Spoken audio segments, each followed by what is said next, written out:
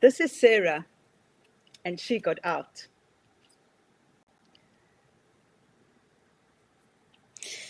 Uh, my name is Sarah, Sarah Laurel. Yeah. tell Uh, me, tell me what the end looked like. for me, at the end, I'm from Philly and I was unhoused and had felony warrants, so I was really scared. I I think it was a really low place for me because of the level of hopelessness that I felt, and I didn't have a drive to be alive, to be present. I just wanted to be in an abyss and I felt really lonely and didn't understand why, which is funny because everybody else could see why, but I couldn't.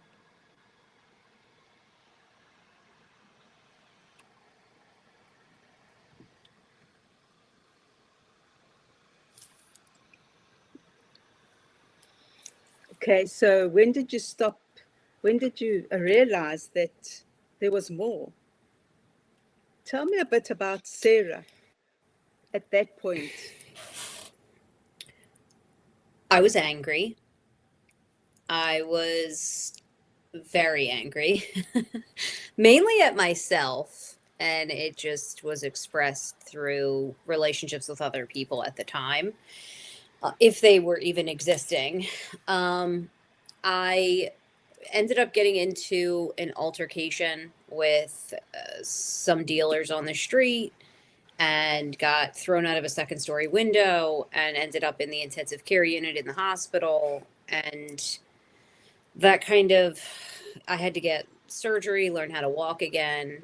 And I ended up with a friend of mine in a house in South Philly. Um, and I wasn't very interested in being sober. I wasn't interested in recovery. I just wanted to heal the physical part of my body, and the the process of staying happened very naturally. I don't think I did it intentionally. I was physically incapacitated and started going through different days, and then around, I think it was like 60 or 90 days, I had gotten the staples out of my leg, and I was starting to be able to walk again. And I sat on my bed at one point and I remember thinking, wow, I haven't done any drugs in a long time. And it hit me, not in this like big moment, nothing special happened. It just hit me in that moment, and I was like, that's a really long time. Maybe I'll stay. I never committed to it. I wasn't committed to this thing. It was this tentative, we'll see what happens. And I stayed, and I started building the program that I have. But it was dark, and it was challenging, and it was, uh, I wouldn't say I was lonely in early recovery, though. I enjoyed being alone because when you're homeless and doing drugs, you're just like out there in the elements. There was no safe space. So one thing I truly enjoyed was having a bedroom that belonged to me and having a space where I could go and just be alone. And nobody was going to get me. Nobody was going to, like, none of that was happening. So, um, it was a very I think sometimes individuals expect me to say that this like big grandiose thing happened, but for me it was like the very small things. I liked having fresh linens on a mattress, and I liked the I might get emotional, but I remember when they took the staples out, I was finally allowed to take a shower. So I was homeless, went to the hospital, had surgery, and I couldn't shower. I had to like do bird baths because you can't get the wound wet, and it was part of my hip and leg. And I remember getting into the shower for the first time and the water running over my face and just weeping because I hadn't had like a real shower. So those things that we often take for granted, that really stayed with me. So now, tell me what the end looked like. When I was still using substances, Well, once you were out of recovery, what was it like then? When you look back, and you realized all these little things, which aren't really little, but in the grand scheme of things, they seemed little. What was that? um, it was like an immense, deep gratitude, and that might be when I made the commitment to myself that I decided I deserved running water. I deserved a safe bed. And then I started thinking, all of my friends do.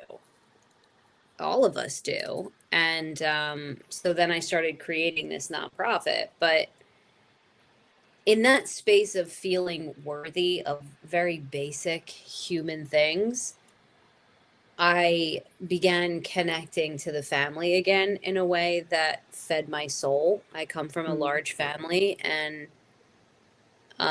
I don't think I had a couple of friends, but I think that the familial love that I was reconnecting to, it felt so um, intense because I had been so numb for so long. And then I started feeling little things like taking a shower, having a safe place to rest, you know, being able to wear clean clothes and clean socks, and then being able to sit with my family and just laugh. And laughing was something that I did not do for years. Like I wasn't mm, actually mm, gutturally laughing. And my brothers and sisters and I, we laugh. We're a laughing family, I'll say that. And those moments were very impactful to me. They seem very casual to everybody else, and the family probably didn't notice it, but it was really important to me. And then the rest of that process, I think, took years. I had to go to therapy. I had to really address the things that were happening. But the day to day in that beginning, I would say the first 6 months, it went from like feeling nothing to feeling very grateful to experiencing joy, um, and sadness. But the joy is what stuck with me because that had been so, unattainable for so long. And joy came easily. We think joy doesn't come easily, but it does come easily when you're with the right people. And so I wanted to still feel joy. I wanted to feel love. I wanted to feel connection. So I stayed. mm, mm. And then? And then I built. And then I started building a program. I felt very excited about these new feelings that I was experiencing in my adult space. And I started building the nonprofit. I didn't know it was a nonprofit. To me, it was just one women's house. And I had two friends that I was very close with. And both of those women lived with me, and we did everything together. We ate, we cried, we laughed, we listened to music, we went to meetings, we got jobs, we showed up for each other. And there was no quid pro quo, that was just showing up unapologetically, non judgmentally, and like being present for each other. Mm, mm, And that grew. And eventually I went to my younger brother and asked him to buy a house and rent it to me. And I talked to my mom and I talked to my sister, Mac, and they were very excited that I wanted to do this. And I wanted a safe place for women where they weren't going to be preyed on, where they weren't going to be taken advantage of, and where they were just like offered a safe space. And mm, some people think that that's common, but for people like us, it's not common to feel safe. Um, and that was the goal. Adam's the one who said, let's get this like on paper. Like, let's make this a real nonprofit. I just called it a nonprofit because we weren't making any money. It was costing me money. yeah. um, So we started building the program. We added kickboxing, yoga, therapy for the women that we had in our program.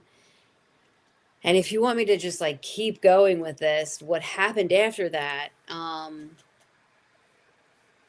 in a 2-year time frame, both of those women, Claudia and Des, died.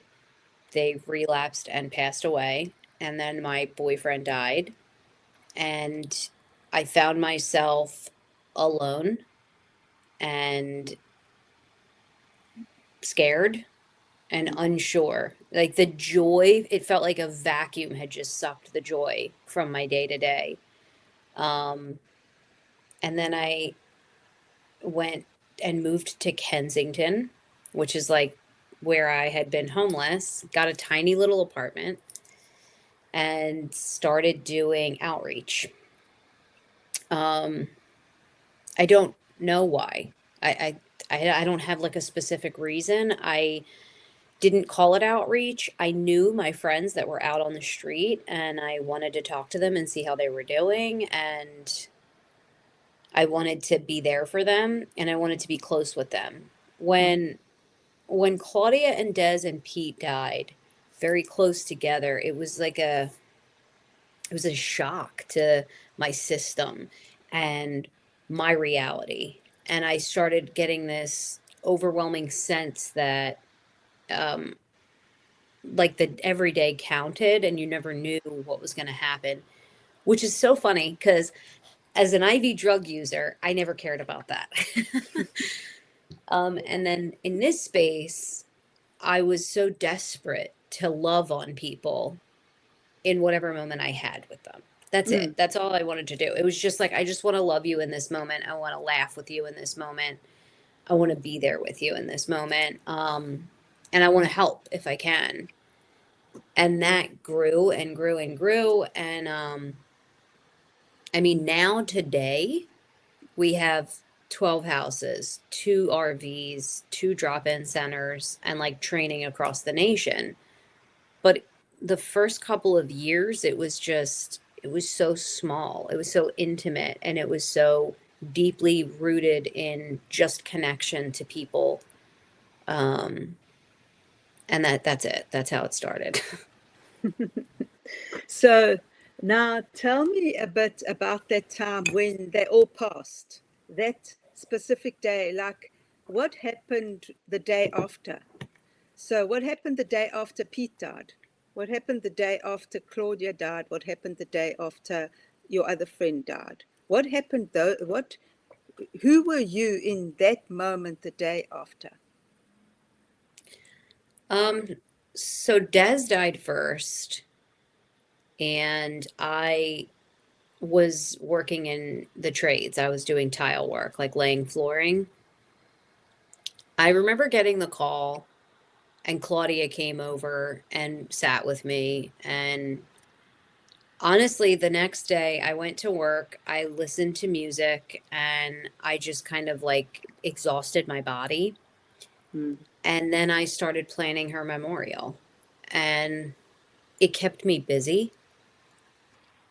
It was, it, it's such a haunting moment because you have to decide what to say about somebody that is so big and you have to put it on paper. Mm, mm, mm, mm. So it was the first time I had to do it and it was really hard. But I tried to stay busy with the preparation and I had some really good support around me and we had a beautiful memorial. And then we kept going. You know, life goes on whether we want it to or not. And then Pete died, and that one was really brutal. I tried to Narcan him and give him CPR, and um, the EMTs got there and they were like, "He's been dead. Like you're just wasting your time." But I was very opposed to that. I thought he was still alive. And then they made me sit there with his body for 8 hours waiting for the coroner to come. So the next day, I actually, for weeks, I didn't eat food. I drank in Shores because my sister Mac like stayed with me and my mom, and they just made sure I drank Ensure, and that's it. I couldn't get out of bed. I couldn't get off that kitchen floor holding his body for a long time. And all I wanted to do was get off that kitchen floor. And it took a while. I did get off that floor, but sometimes you find yourself back there, in that yearning for a human that's gone. And yeah, that one was hard too. And then there was Claudia. And Claudia was when I got the call, I was with her the night before. I knew she had relapsed, but we were in Kensington, and I was like, I just want to be there with you.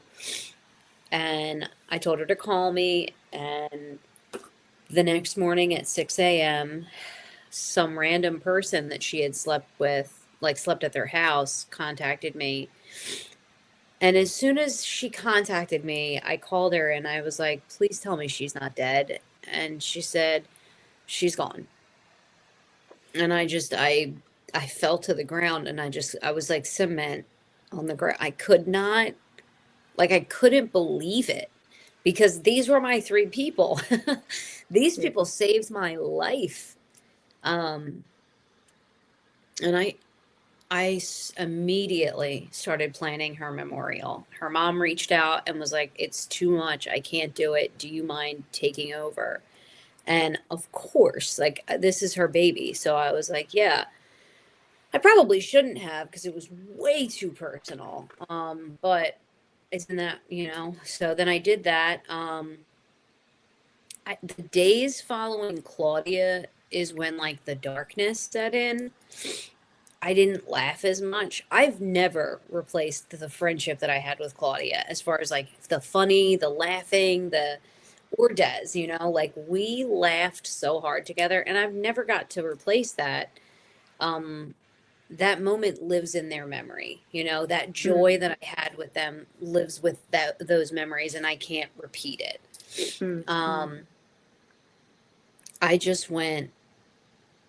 I went through all the stages. I was angry at the system and the failure of the system, and the pain that she needed to be addressed that wasn't being addressed. And then I put my nose to the grindstone, and I just started working. Every person that I came across, I just wanted to do what I could for them and then release them. Like, instead of clinging to them, I feel like I had clung to those friends and my partner so intensely that the loss that I experienced was very deep and it's difficult. So with the outreach, it was like, we can love in this moment, I can serve in this moment, and then I can go home. And there was like a safe boundary that I was learning to put up there, so that I could be present for them, but also survive, because this work is very hard. And loss is very, very hard. And then a year later, my cousin committed suicide. And so those were like really difficult years for me, but I got through it. I guess. I don't think you get over it. I think you get through it. So the day after the memorial, what was that like? The actual day after the memorials. Oh, they'd all be different. Again,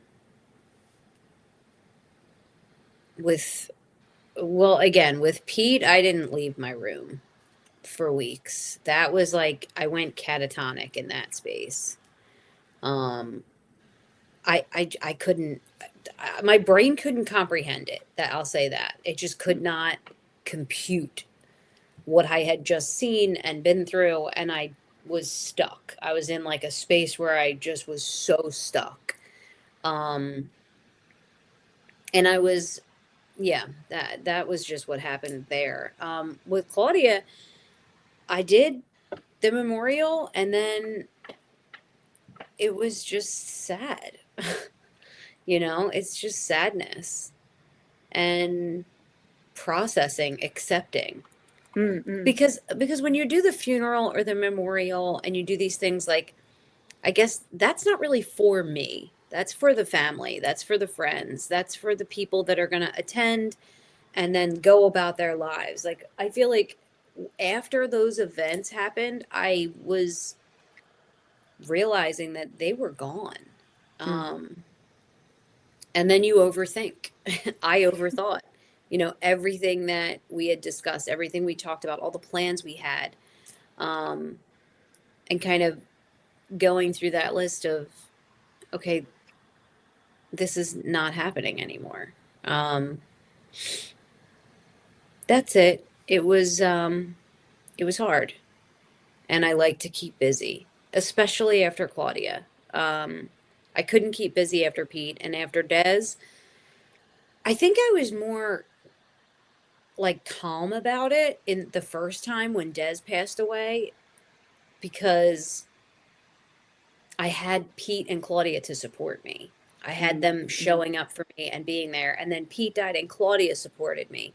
And Claudia was like holding me. She stayed in the room with me. She laid in the bed with me and just let me be, you know, comatose. And then when Claudia died, I was like, I have no support in that space. You know, the support from them was that we were all drug users. We all got it. We all understood. We all laughed together. We all recovered together. So when Claudia went away, I I was like shell shock from it. I couldn't believe that I had to keep going and now I had no one. Um I had family, but I didn't have those comrades. Um so that was hard. Mm. Mm. Mm. And then what happened? So then you've got the three friends that have just gone, and then your cousin dies by suicide. What happened on that day after that? You heard that. What happened on the day after that one? Because that's four people within a space of less than a year. Oh no, they died a couple years apart. Well, yeah, like within like a 2 year time frame. 2 years. Ariel was a hard one. She grew up with like we grew up very close, very close. And she wasn't a drug user. So I was so shocked. Everybody that I knew that died tragically died from drugs. Um, which there's like a way that you can accept that, you know? Like, okay, they did drugs, they passed away from an overdose. That makes sense in your brain, you know? Mm, For mm, me, mm, it mm, made mm, sense. mm, There's a risk involved with these drugs. But when Ariel died, um, I don't think I've processed that. That is probably the hardest one and the one that I talk about the least. Um, I try to get to a place where I respect her decision because she decided that. mm, mm, mm, Um, she decided that she didn't want to do this anymore. But when I held her hand when she was on life support for a couple of days, and I was there when she died. And then she's Jewish, so we had to sit with the body, and we bury our own dead. So I'm not Jewish, but that's, you know, the religion of her mother. So that was what we did. Um, I collapsed at her funeral, like physically, like collapsed because I could not believe it was happening. She was so young, and I remember taking up the shovel and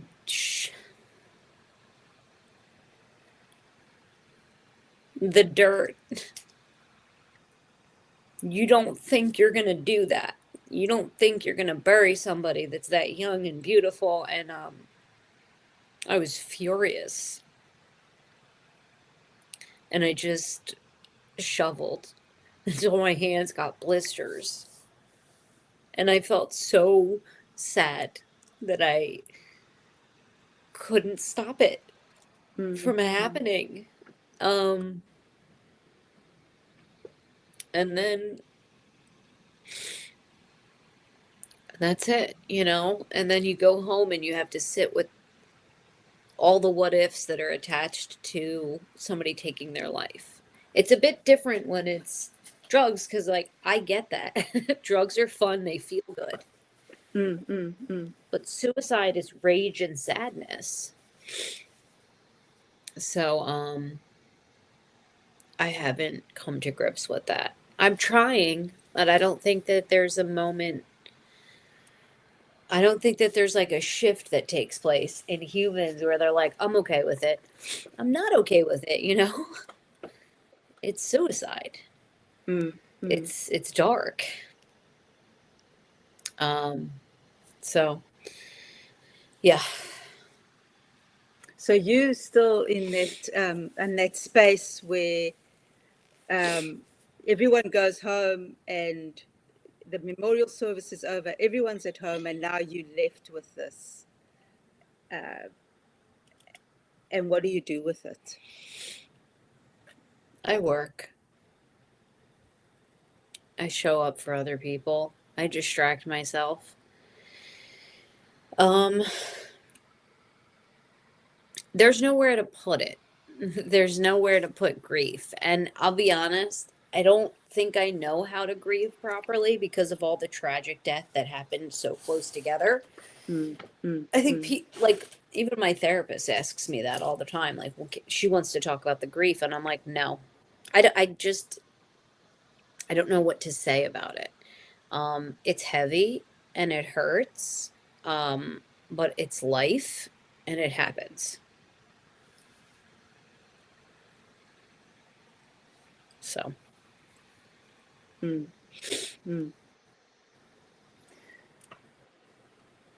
What now?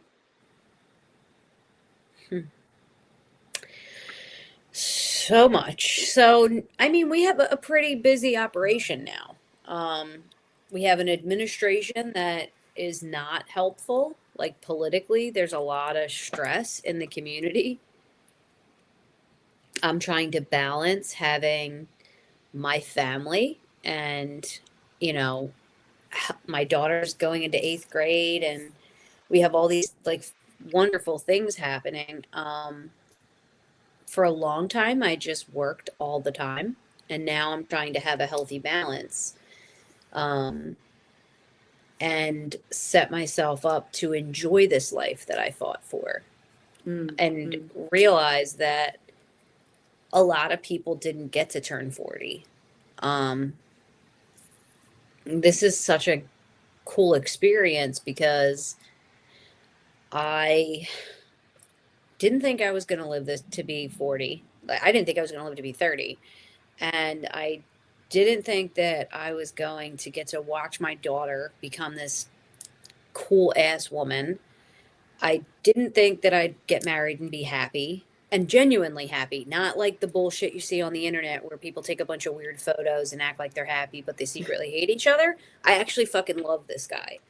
Oh, sorry, am I allowed to curse? Yes, of course you are. So and that was like the thing for a long time. I just thought it was all fake, and then now I have this like great person, and I get to work with my son too. So like my son works with me. I get to experience him as a man. He's 20. My daughter's 13. I get to experience her growing up, and I'm married, and I'm genuinely happy. Which I did not think was achievable for years, especially during the grief time. I was like, there's no such thing as real happiness. People are just pretending on the internet. Like people aren't fucking happy. And I just had this mentality that was like, just work so that you can survive and don't shoot dope, like just stay focused so you don't ruin it. And then 4 years ago, I started to feel happy. And I started to be um, I don't know, more mature, maybe. And then all this happened. And in the past year, I've looked at it and thought, one thing I've never been good at is balance. If I do drugs, I do all the drugs, and I'm homeless doing drugs, and I'm going to jail because of drugs. And if I get sober, then I'm doing a nonprofit about being in recovery and harm reduction and working 80 hours. And like everything I do so intensely. So now I need to learn how to have balance. I need to learn how to do this work, be there for people, but have boundaries and have my family and enjoy that time with them and enjoy going to the park and doing the things that I so desperately wished I could do at one time.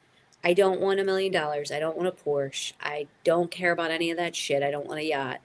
I want the very simplest things in life with the people that mean the most to me. And I have that. For the first time ever, I have all of the ingredients that I've really thought would never be reachable for me. So I want to keep doing what I'm doing at Savage because I love my team and I love the people that I serve. Um, I'm going to work a little bit more on advocacy on a legislation level because I think I have 9 years of experience doing this work, and I have 10 years of experience being exploited by the system that I can bring knowledge to it. And I want to be I want to raise a daughter that's fierce. Hmm. And I want to save money and go see different. I've never left the United States. I've never left the US. So I finally got a passport, you know. I want to see different places. I think the work that we do is going to be very important under this administration. And I think we're going to need to plant our feet in firmly in the ground and say, we're not going anywhere. We're staying. You don't have to fund us. You don't have to like us.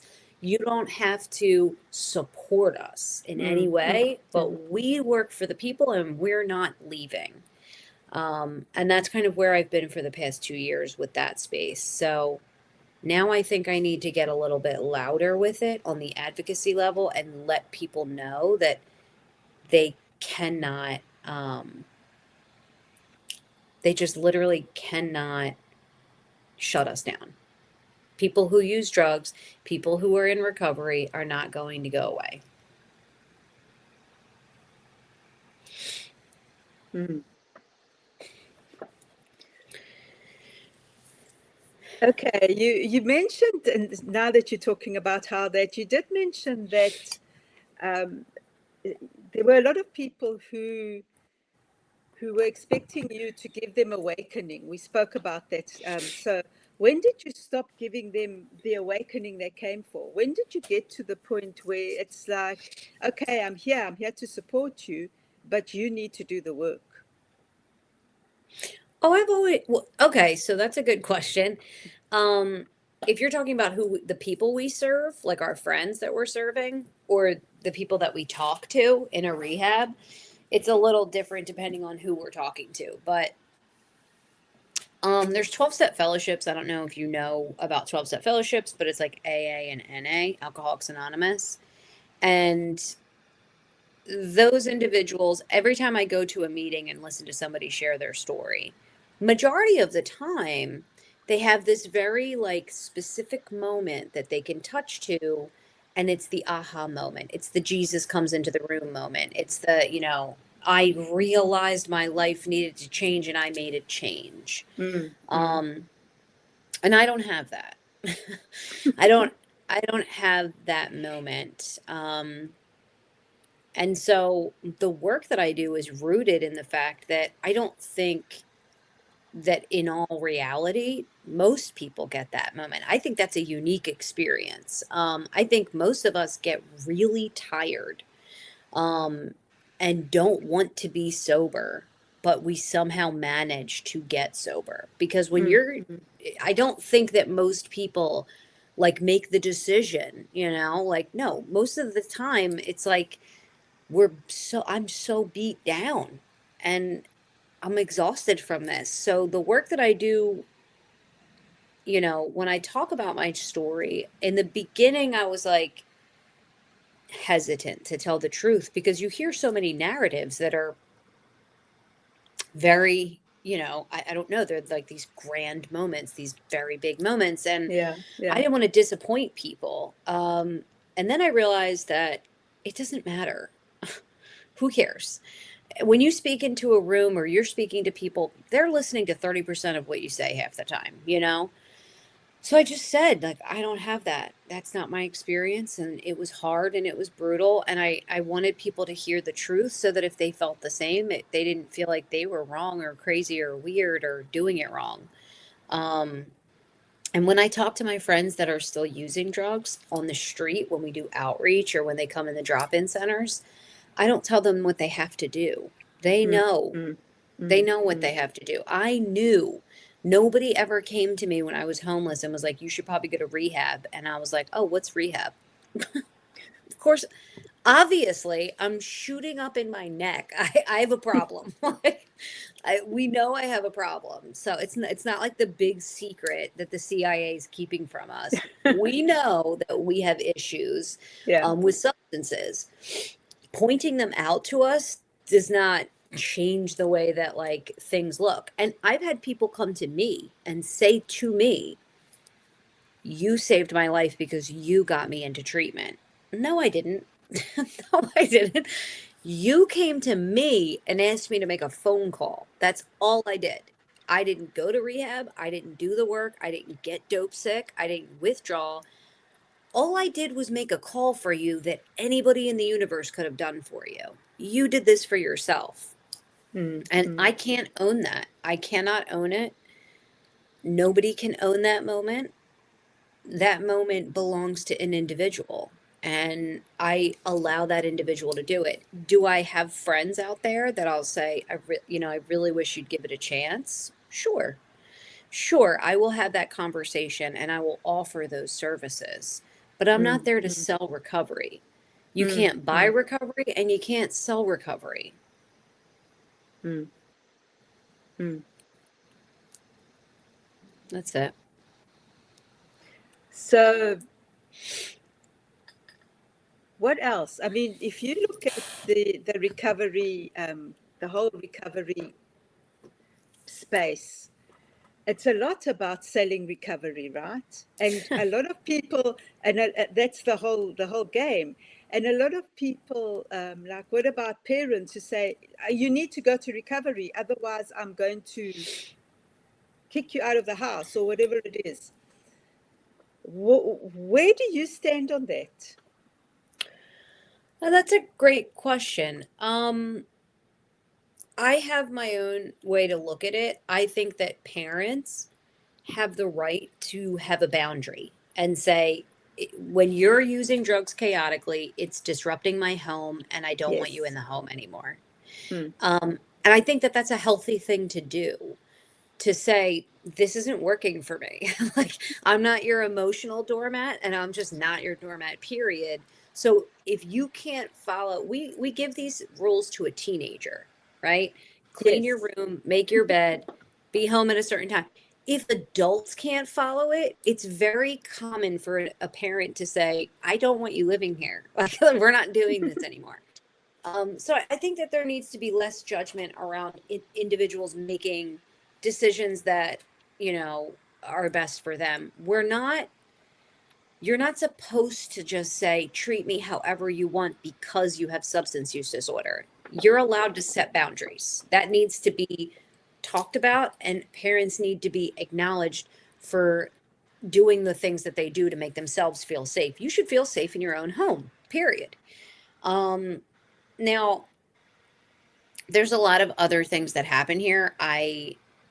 I've talked to so many parents with 12 houses. I talk to parents all the time. Mm, mm, Um, mm. and a lot of people say different things about enabling and being codependent. And they use words that, to be honest, they have no idea what they're talking about. They just hear these, fancy words on the internet repeatedly and they think they understand the definition. They think they Yeah. know somebody's life. I think a lot of times my most common response to parents is, number one, do you even want my advice? Do you even want to actually hear from me, or do you just need a safe space to process what you're going to do?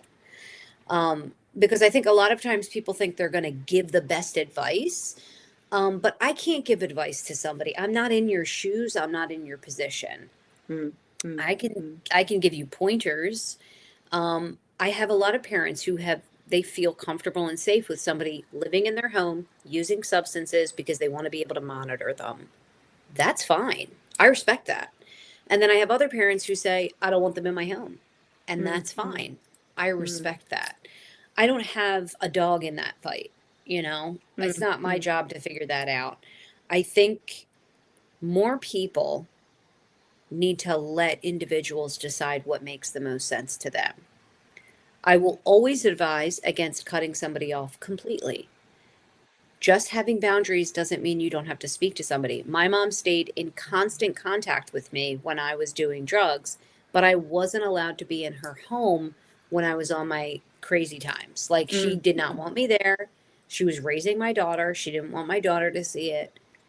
She would come to me in the city and take me to lunch, and she wouldn't give me money.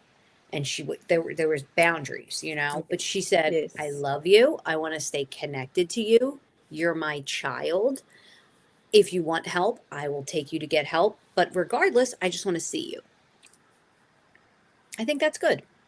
Mm, mm. So boundaries.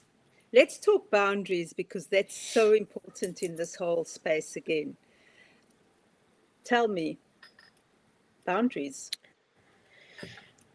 Uh, I think boundaries are something, for me personally, I can speak that I had no boundaries in the beginning.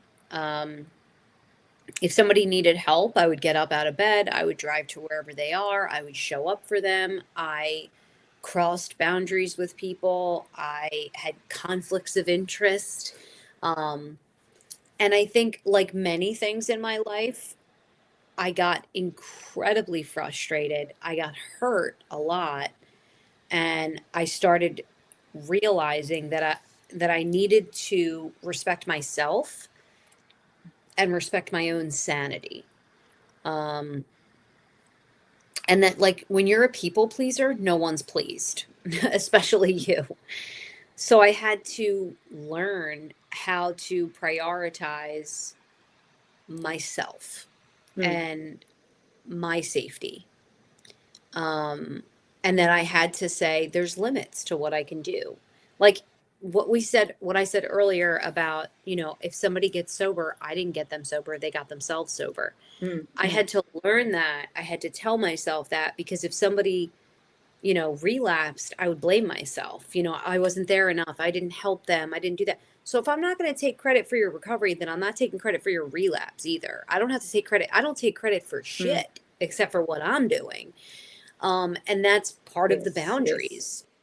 And so the boundaries, I think every individual learns them over time. And sadly, most of the people that I've seen, and me myself, learn how to set boundaries based on pain that they've experienced by Mm, having none. And then you say, you know what, I'm not going to do that. You know what, that's too far. This is a safe place. This is going to be a safe place. You're not allowed in my house. I will meet you at a mm, McDonald's, mm, but no, you cannot come in my home. I will give you a bus pass, but I will not give you cash. You set those rules, and nobody gets to tell you what that means to you. Some people, maybe it's more intense, maybe it's more lenient. But I think that sitting down with a pen and paper and don't have anything to do with the other person, and just say, what do I want in my life, for me, and in my home? What do I want? And then once you make that list of what you want, I want my home to be safe. I mm, want mm, I want time off. I want to be able to shut down at 6 p.m. And I don't want to have to jump up and run out in the middle of the night. I mm, want mm, mm, 2 days a week where I'm not doing work calls. I want, you set those rules. And then when somebody tries to come in, you look at the boundaries and say, I'm not going to do it because I'm trying to follow these guidelines. for myself and my sanity. And then you don't get burnout, because work burnout in this crisis field is so real. Most people don't last more than a couple of years. And you don't resent the person because it's a rule. It's not you. It's not because I hate you. It's because this is my boundary. And you can be as mad as you want, but it's the rule that I've created for my life. I love that. Now I want to just go back to the point again. You were talking about boundaries. It's so important about how you determine boundaries due to pain. When does it cross over from boundaries because of pain to boundaries because Sarah is important enough or lovable enough to actually say no? Now, 9 years into this work, I set boundaries because I want to protect myself, because I think I deserve the protection from the chaos. But it took about 5 or 6 years of learning from pain, and each individual. So in this work, I have to meet individuals where they are, and I give them all their own opportunity to do things. And I've learned that people will push back on your boundaries. They will push back and they will push back and they will see how far they can push. And depending on the relationship that I have, I will allow that. I will knowingly allow that until it hits a nerve. And when it hits a nerve, it kind of makes me pull back and I'm like, okay, we're going to reinforce this boundary. That's the pain I'm referring to. Some pain was early on and it was brutal. I got too involved in people's lives and their relationships, and I was like trying to micromanage them and trying to control them because they asked for help, but it took me learning that they didn't really want me to help them. They just wanted somebody to talk to, and I misread and thought that I should step in different ways, which I shouldn't. So it's a boundary thing for both people. It's for me to have boundaries with what I do for others. It also protects them from having somebody try to control what they're doing or be coercive. So now I don't think I do it very often. In fact, I've stepped back a lot from many people, and they'll call me and say, XYZ. And I'm like, well, do what you want to do. Like, it's not my place to give advice, to show up, to convince, to coerce. I'm not. Do what you want.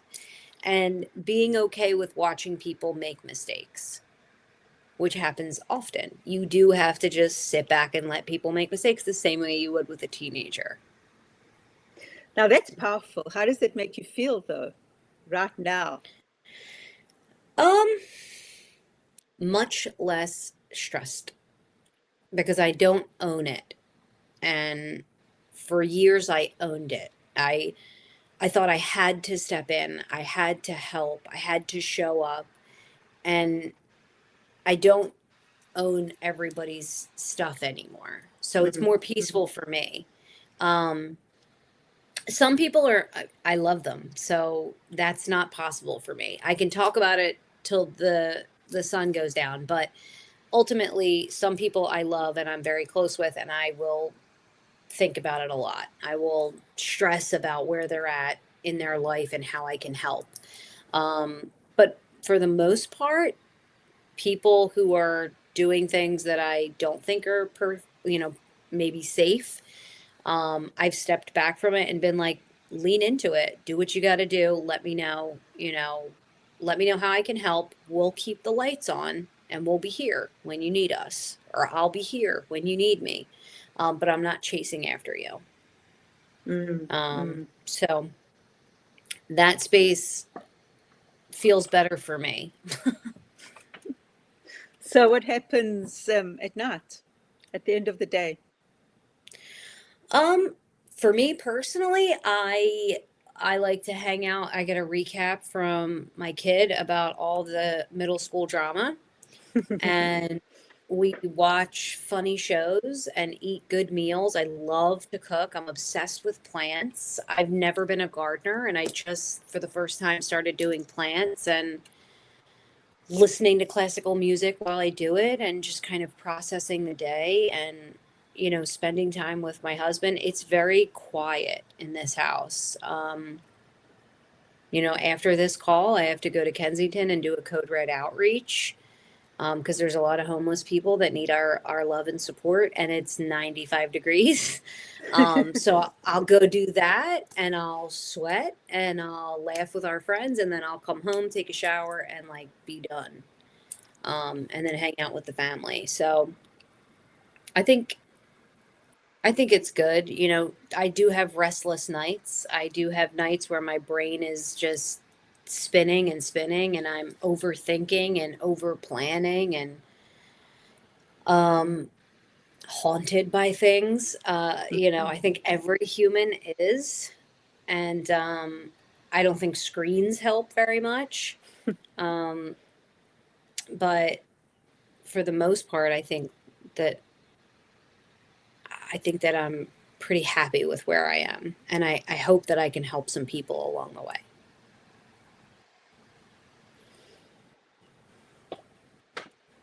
Wow. Sarah, this is Sarah Laurel, Savage Sisters. Yep. Stay savage.